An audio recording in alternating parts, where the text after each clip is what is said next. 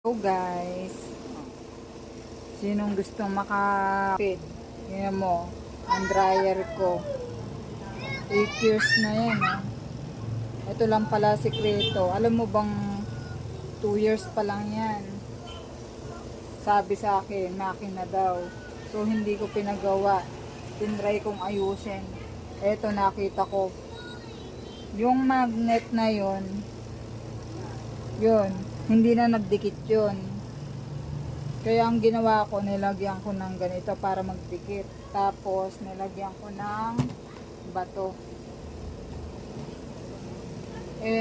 Nasira doon nung isang araw ng anak ko nung naglaba. Kaya ayan, ginawa ko ulit. O ito lang ulit, magnet. Dahil hindi na naman siya nagdikit. Ito lang guys, tingnan mo, hindi sira. Hindi makukuha na masasabi nila na puro makina na lang, matibay ang makina. Kaya hindi ako nagpapalit.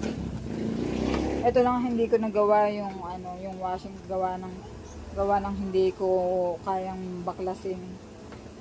Kaya bumili ko ng bago. Yan. So yan guys, kung gusto nyo makatipid, ayun. Ganito lang ang gagawin nyo. Buksan nyo yun. So buksan nyo to.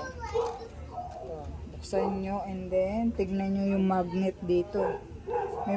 Meron kasing cover yan. Tignan nyo dito. Ayun. Makikita nyo yung magnet na yun. Pakishare naman po. Thank you for watching. Bye bye.